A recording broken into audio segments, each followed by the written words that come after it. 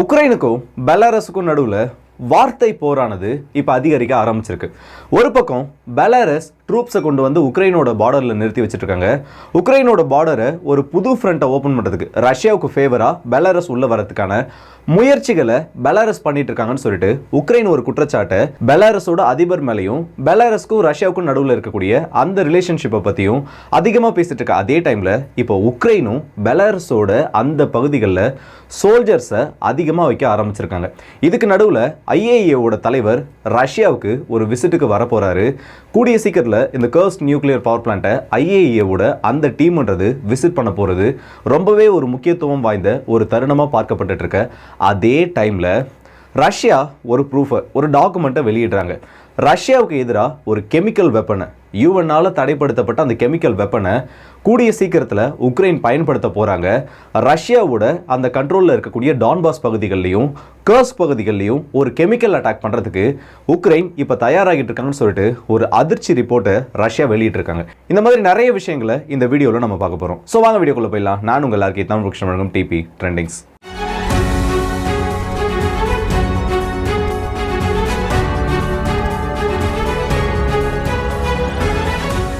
ட்ரைஎத்தனோலமைன் இது ரொம்பவே மோசமான ஒரு கெமிக்கல் சப்ஸ்டன்ஸ்.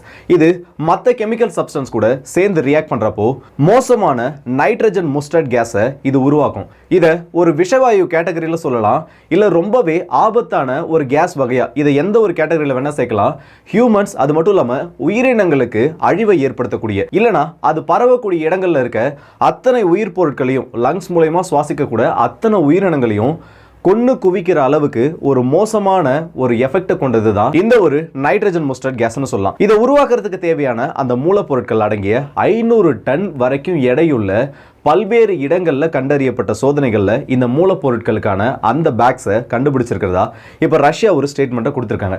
இது மட்டும் இல்லாமல் அந்த லெபார்டரிஸ், ஏன்னா ஆரம்பத்தில் இந்த மாதிரி ஒரு பிரச்சனை வந்தது 2022 இந்த ரஷ்யா உக்ரைன் போர் ஆரம்பிச்சப்போ டான்பாஸ் அது மட்டும் இல்லாமல் ஜாப்ரோசிஷியா இந்த ரீஜியனெல்லாம் ரஷ்யா உக்ரைனோட கண்ட்ரோலில் இருந்து எடுக்கிறப்போ ஒரு விஷயத்த சொல்லியிருந்தாங்க. இந்த இடத்துல நிறைய பயாலஜிக்கல் லேப்ஸ் இருக்கு, பயாலஜிக்கல் வெப்பனை ஒரு பயோ வெப்பனை உருவாக்கி இங்கே இருக்கக்கூடிய ரஷ்யாவுக்கு ஆதரவான மக்கள் மேலே பயன்படுத்துறதுக்கான முயற்சிகளில் உக்ரைன் ஈடுபட்டு இருந்தாங்க. இது எல்லாமே இப்போ ஆதாரபூர்வமாக இருக்குன்னு சொல்லிட்டு ஒரு சில டாக்குமெண்ட்ஸை அப்போ வெளியிட்டு இருந்தாங்க. அப்பயாச்சும் பரவாயில்ல, அந்த லேப்ஸில் இந்த முயற்சிகள் பண்ணப்பட்டதாக தான் சொன்னாங்க. இப்போ உக்ரைனோட அந்த கண்ட்ரோலில் இருந்த இடங்கள் கிட்ட இருந்து, ஏன்னா ப்ரோகாட்ஸ் போட்ட பகுதிகள் எல்லாம் இப்போ ரஷ்யாவோட கண்ட்ரோலில் விழ ஆரம்பிச்சிருச்சு. அந்த முக்கியமான டவுனானது இன்னும் 3 நாட்களுக்குள்ள ரஷ்யாவோட கண்ட்ரோலுக்கு வந்துடும் சொல்லியிருக்காங்க. ஏன்னா வெறும் 7 கிலோமீட்டர் தொலைவில் அந்த டவுனோட என்ட்ரன்ஸை சுற்றி ஒரு 7 கிலோமீட்டர் தொலைவில் ரஷ்யாவோட படை வீரர்கள் இப்போ நிற்க ஆரம்பிச்சிருக்காங்க. ஒரு 2-3 நாட்களுக்குள்ள கண்டிப்பாக அந்த டவுன்ன்றதும் ரஷ்யாவோட கண்ட்ரோலுக்குள்ள இப்போ போயிடும். ஸோ இப்படி உக்ரைனோட டெரிட்டரிக்குள்ள உக்ரைனோட அந்த எல்லைகளுக்குள்ள ரஷ்யாவோட கெயின் ஆனது இருக்கப்போ நிறைய இடங்களில் இந்த மாதிரி கெமிக்கல் சப்ஸ்டன்சஸ், குறிப்பாக இந்த கெமிக்கல் வெப்பன்ஸை உருவாக்கக்கூடிய அந்த கோர் சப்ஸ்டன்ஸ்ன்றது இப்போ ரஷ்யாவோட கைகளுக்கு கிடைச்சிருக்கு. அது மட்டும் இல்லாமல் இந்த சப்ஸ்டன்ஸ் கிடைச்சது கூட பரவாயில்ல, அதை பற்றின டாக்குமெண்ட்ஸ், அதை பற்றின பேப்பரைஸ்டு டாக்குமெண்ட்ஸ்ன்றது இப்போ இவங்களோட கைகளுக்கு கிடைச்சிருக்கிறது தான் உக்ரைனுக்கு இந்த விஷயங்களானது உண்மையாக இருந்தால் யூஎன் ஐநா சபை அளவில் ஒரு பெரிய ப்ரெஷரை ஏற்படுத்தும். ஏன்னா இந்த சப்ஸ்டன்ஸ் எல்லாமே இப்போ ரஷ்யாவில் கைப்பற்றப்பட்டிருக்க அந்த மூலக்கூறு பொருட்கள் எல்லாமே ஐநாவால் சிவிலியன் பர்பஸ்க்கு தடைப்படுத்தப்பட்ட அந்த ஒரு லிஸ்ட்டில் வரும். ஸோ இதை உக்ரைன் பண்ணதை ரஷ்யா நிரூபிச்சாங்கன்னா ஐநா சபையானது உக்ரைனுக்கு எதிராக நிறைய பிரச்சனைகளில் இந்த படத்தில் ஈடுபட வேண்டிய அவசியத்திற்கு தள்ளப்படும்.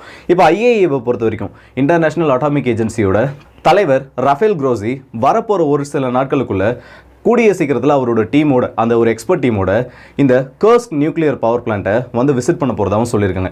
ஏன்னா ஒரு 4 நாளைக்கு முன்னாடி ஒரு ட்ரோன் அட்டாக்கை இந்த நியூக்ளியர் பவர் பிளான்ட்டுக்கு பக்கத்தில் வச்சு ரஷ்யா அவங்களோட எலக்ட்ரானிக் ஜாமிங் சிஸ்டம்ஸ் மூலயமா ஷூட் பண்ணி கீழே விழ வச்சாங்க. ஏன்னா இப்போ உக்ரைனோட கண்ட்ரோல், ஏன்னா இன்னைக்கு கூட உக்ரைனோட ஃபாரின் மினிஸ்ட்ரி ஒரு விஷயத்த சொல்லியிருக்காங்க, ஒரு 500 மைல்ஸ்ன்றதை ரஷ்யாவோட டெரிட்டரி நாங்கள் பிடிச்சு வச்சிருக்கோம். ஒட்டுமொத்தமாக ஒரு 1200 1300 கிலோமீட்டர் வரைக்கும் எங்களோட டெரிட்டரி கெயின்ன்றது ரஷ்யாவோட பகுதி நாங்கள் கண்ட்ரோலில் வச்சிருக்கிறது இப்போ நாளுக்கு நாள் அதிகமாயிட்டு இருக்கு. இந்த இடத்துல இருந்து பார்த்தோன்னா அவங்களோட அந்த பாயிண்ட் இருக்கும்ல, ரஷ்யாவுக்கும் உக்ரைனுக்கும் இப்போ நடுவில் இருக்கக்கூடிய அந்த பஃபர் ஜோன் ரஷ்யன் டெரிட்டரி தான். அதுல இருந்து வெறும் 40-45 கிலோமீட்டருக்குள்ள தான் இந்த கர்ஸ்க் நியூக்ளியர் பவர் பிளான்ட் இருக்கிறதா சொல்றாங்க. ஒருவேளை நாளைக்கு பிரச்சனைகள் கைமீறி போறப்போ, இல்லை நாளைக்கு இந்த யுத்தமானது தவிர்க்க முடியாத ஒரு கட்டத்தை போறப்போ அந்த இடத்துல எது வேணா சாத்தியமா நடக்கும். ஏன்னா உக்ரைனோட ஜாப்ரோசிஷியா நியூக்ளியர் பவர் பிளான்ட்ன்றதை கிட்டத்தட்ட ஒரு 2.5 வருஷமா ரஷ்யா அவங்களோட கண்ட்ரோலில் தான் வச்சிருக்காங்க.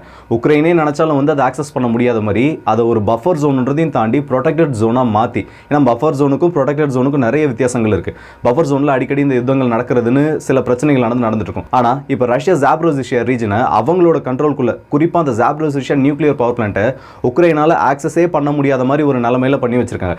இதனால உக்ரைன் பதிலுக்கு ரிவெஞ்ச் இப்போ எடுக்கிறோன்ற பேரில் இந்த நியூக்ளியர் பவர் பிளான்ட் மேலே மேபி ஒரு அட்டாக்கை நடத்தினாங்கன்னா அது கெர்னோபிலை விட ஒரு பெரிய நியூக்ளியர் டிசாஸ்டரை இந்த இடத்துக்கு கொண்டு வரும். அதுக்கு காரணம் என்னன்னா, கெர்னோபில்ல யூஸ் பண்ணப்பட்ட அதே மாதிரியான கிராஃபைட் மாடரேட்டட் RBMK 1000 ரியாக்டர்ஸ் தான் இந்த பவர் பிளான்ட்லையும், இந்த நியூக்ளியர் பவர் பிளான்ட்லையும் இப்போ ஆக்டிவாக பயன்படுத்திட்டு இருக்காங்க.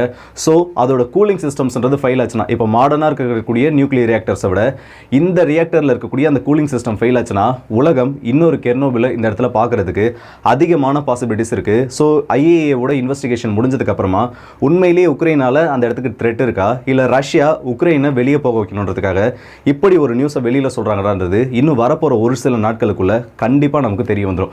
ஸோ இந்த ரெண்டு நாடுகளுக்கு நடுவில் இப்படி பிரச்சனை போயிட்டு இருக்கப்போ இந்த ரஷ்யாவுக்கு ஃபேவரா பெலாரஸ் வந்து நிறைய விஷயங்களை பண்ணுவாங்க. ஏன்னா 2022 உக்ரைனுக்கு எதிராக ரஷ்யன் ட்ரூப்ஸை உள்ள அனுப்பவும் செஞ்சாங்க. இந்த அளவுக்கு இந்த ரெண்டு நாடுகளுக்கு நடுவில் நட்புறவு அதிகமாக இருக்கப்போ லுகஷென்கோ பெலாரஸோட பிரசிடென்ட் ஒரு விஷயத்த சொல்றாரு, எங்களை ரஷ்யா கிட்ட இருந்து பிரிக்கணுன்றதுக்காக இந்த ஒட்டுமொத்த உலகமும் எங்களை கார்னர் பண்ண ஆரம்பிக்கிறாங்க.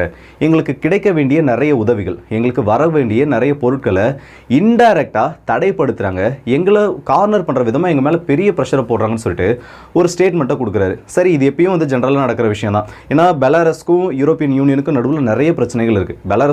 பெலாரஸ்க்கும் ஐரோப்பிய ஒன்றியத்துக்கும் நடுவில் இந்த அகதிகளை புஷ் பண்ணுறதுல நிறைய பிரச்சனைகளானது இருக்குது. ஸோ இந்த ஒரு ஸ்டேட்மெண்ட் வர்றது பெரிய விஷயம் இல்லை. அதுக்கு அடுத்தபடியாக வந்திருக்கிறது தான் ரொம்பவே ஒரு முக்கியமான விஷயம். இந்த பெலாரஸ்க்கும் உக்ரைனுக்கும் இருக்கிறது பார்த்தோன்னா ஒரு 1100 கிலோமீட்டர் வரைக்கும் ஒரு நீளமான எல்லை, எக்ஸாக்டாக சொன்னால் 1050 கிலோமீட்டருக்கும் கூடுதலான கிலோமீட்டர் அளவில் கொண்ட ஒரு பெரிய எல்லை பெலாரஸுக்கும் உக்ரைனுக்கும் நடுவில் இருக்கு. இந்த பகுதிகளில் ஈஸ்டர்ன் சைடு, குறிப்பாக சவுத் ஈஸ்டர்ன் சைடில் மட்டும் அதிகமான ட்ரூப்ஸை இப்போ குவிக்க ஆரம்பிச்சிருக்காங்கன்னு சொல்லிட்டு உக்ரைன் ஒரு குற்றச்சாட்டை வச்சுருக்காங்க. என்னடா ஒரு 1000 பேர் 2000 பேர் குவிச்சிருப்பாங்களான்னு பார்த்தோன்னா அதுதான் இல்லை. நார்மலாக இந்த பார்டரில் இருக்கக்கூடிய பார்டர் செக்யூரிட்டி கார்ட்ஸ்ன்றதையும் தாண்டி கடந்த ஒரு 3 நாட்களில் மட்டும் 1,10,000க்கும் அதிகமான சோல்ஜர்ஸை இப்போ ஃப்ரெஷ்ஷாக கொண்டு வந்து இந்த பார்டரில் நிறுத்தியிருக்கிறதா உக்ரைன் ஒரு மேஜர் அக்யூசேஷனை இந்த பெலாரஸ் மேலே வச்சுருக்காங்க. அது மட்டும் இல்லாமல் ஒரு வார்னிங்கையும் கொடுத்துருக்காங்க. என்ன சொல்லியிருக்காங்கன்னா, தப்பி தவறி நீங்கள் ஏதாச்சும் ஒரு மிஸ்கால்குலேஷன் பண்ணி ஒரு பிரச்சனையை உக்ரைனுக்குள்ளே ஏற்படுத்திட்டீங்கன்னா ட்ராஜிக் லாஸ், ட்ராஜடின்றது ஒரு நார்மலான வார்த்தை கிடையாது, ஒரு ட்ராஜிக் லாஸ்ன்றது பெலாரஸுக்கு கண்டிப்பாக இந்த டைம் ஏற்படும் சொல்லிட்டு உக்ரைன் அவங்களோட நிலைப்பாட்டை ரொம்பவே தெளிவாக காமிக்க ஆரம்பிச்சிருக்காங்க. ஸோ பெலாரஸ்ன்றவங்க கூடிய சீக்கிரத்தில் ரஷ்யாவுக்கு ஃபேவராக ட்ரூப்ஸை உள்ள அனுப்புறதுக்கான பாசிபிலிட்டிஸ்ன்றது ரொம்பவே அதிகமாக இருக்குது. இப்போ நடக்கக்கூடிய அந்த ஈவெண்ட்ஸ் எல்லாம் பாருங்களேன், அப்படியே ஹிஸ்டரி வில் ரிப்பீட்ன்ற மாதிரி ஒரு 2.5 வருஷத்துக்கு முன்னாடி 2022 பிப்ரவரி மாதத்துக்கு முன்னாடி எப்படி ரஷ்யா அவங்களோட பார்டர் ரீஜியன் முழுக்க இந்த உக்ரைனை ஒட்டியிருக்க அந்த எல்லை பகுதிகள் எல்லாத்துலேயும் அவங்களோட டேங்க்ஸை குவிக்க ஆரம்பித்தாங்களோ, ஒரு 3 நாளில் எப்படி அவங்களோட ட்ரூப் டெப்ளாய்மெண்ட்ஸை அதிகப்படுத்துகிறாங்களோ அதே விஷயங்களை இப்போ பெலாரஸும் பண்ணிக்கிட்டு இருக்காங்க. ஸோ இந்த 2 நாடுகளுக்கும் நடுவில் ஒரு பெரிய பிரச்சனையானது வரப்போகிற நாட்களில் ஏற்படுறதுக்கான சாத்தியக்கூறுகள் இப்போ ரொம்பவே அதிக ஆரம்பிச்சிருக்கு. அது மட்டும் இல்லாமல் பெலாரஸ் கிட்ட நியூக்ளியர் வெப்பன்ஸ் இருக்கிறது மட்டும்தான் இப்போ உக்ரைனுக்கு ஒரு பெரிய தலைவலியாக மாதிரி இருக்குது. ஏன்னா ரஷ்யாவுக்கும் உக்ரைனுக்கும் நடுவில் பிரச்சனைகள் எந்த அளவுக்கு போயிட்டு இருந்தாலும் அதிகமாக நியூக்ளியர் வெப்பன்ஸை பயன்படுத்துறதுக்கான அந்த ஒரு அவசிய தேவைன்றது, ஏன்னா பிரச்சனை அதிகமானப்போ கூட ரஷ்யா கிட்ட இருந்து அந்த ஒரு நியூக்ளியர் த்ரெட் மேஜராக வருது. அவங்க எக்ஸசைஸ் பண்ணுவாங்க, நியூக்ளியர் வெப்பன்ஸை நாங்கள் பயன்படுத்தணும்னு சொல்லுவாங்க. தவிர ஒரு அந்த அளவுக்கு ஒரு மேஜரான எஸ்கலேஷன்ன்றது இன்னும் இந்த போரில் நடக்கல. ஒருவேளை F-16 உள்ள வந்துச்சுன்னா, இல்லை F-16னால இந்த ரஷ்யாவுக்கு நேரடியாக ஏதாச்சும் லாசஸ் ஏற்பட்டுச்சுன்னா அப்போ ஒரு எஸ்கலேஷனால இந்த நியூக்ளியர் வெப்பன்ஸ் வரைக்கும் இந்த பிரச்சனை போகலாமே தவிர இப்போதைக்கு நியூக்ளியர் வெப்பன்ஸை பயன்படுத்துறதுக்கான அந்த ஒரு பாசிபிலிட்டி இந்த ரஷ்யா உக்ரைன் போரில் இப்போ கிடையாது. இன்கேஸ் பெலாரஸ்க்கு நாளைக்கு உக்ரைனால ஏதாச்சும் ஒரு பிரச்சனை வந்துச்சுன்னா இந்த இடத்துல சீனுக்குள்ள பெலாரஸ் வரப்போ கண்டிப்பாக ஒரு நியூக்ளியர் டிசாஸ்டர் நடக்கிறதுக்கான பாசிபிலிட்டிஸ் அந்த இடத்துல உக்ரைனுக்கு இருக்கு. காரணம், இந்த ஐரோப்பிய யூனியன் எல்லாரும் சேர்ந்து நினைச்சாலும் பெலாரஸை அவங்களால ஸ்டாப் பண்ண முடியாது. இதை நான் ஏன் இப்படி சொல்றேன்றது ஹிஸ்டரி தெரிஞ்ச எல்லாருக்குமே தெரியும். பெலாரஸோட இப்போ நிலவக்கூடிய அந்த ஒரு அரசியலை தொடர்ந்து பார்க்குறவங்களுக்கு தெரியும். பெலாரஸ் உக்ரைன் மேலே ஒரு நியூக்ளியர் ஸ்ட்ரைக்கை பண்ணணும்னு, ரஷ்யாவுக்கு ஃபேவராக பண்ணணும்னு நினச்சிட்டாங்கன்னா எந்த நாடு நினச்சாலும் பெலாரஸ் அதிலிருந்து பின்வாங்க வைக்க முடியாது. நார்த் கொரியாவோட மென்டாலிட்டி என்னவோ அதே மாதிரி ஒரு மென்டாலிட்டியில் தான் இப்போ பெலாரஸ் இருக்காங்க. ஸோ இந்த 2 நாடுகளுக்கு நடுவில் இது ஒரு ட்ரையாங்கிள் பிரச்சனையே இப்போ போயிட்டு இருக்கு. அதே டைமில் ஈரான் ஈராக் பார்டரில் ஒரு 40க்கும் அதிகமான லிக்விஃபைட் பெட்ரோலியம் கேஸை கொண்டு கொண்டு போயிட்டு இருந்த அந்த டேங்கர்ஸ், அது மட்டும் இல்லாமல் ஆயில் டேங்கர்ஸ்ன்றது ஒன்னோடு ஒன்று மோதி ஒரு பெரிய வெடிப்பானது ஏற்படுது. இதில் 30க்கும் அதிகமான டேங்க்ஸ் அந்த இடத்துல ஒட்டுமொத்தமாக எரிஞ்சு சாம்பலானது மட்டும் இல்லாமல் 10 பேர் வரைக்கும் அந்த இடத்துல கேஷுவாலிட்டிஸ் ஏற்பட்டிருக்கலாம்னு சொல்லிட்டு ஒரு ரிப்போர்ட் ஆனது இப்போ வெளியில் வந்திருக்கு.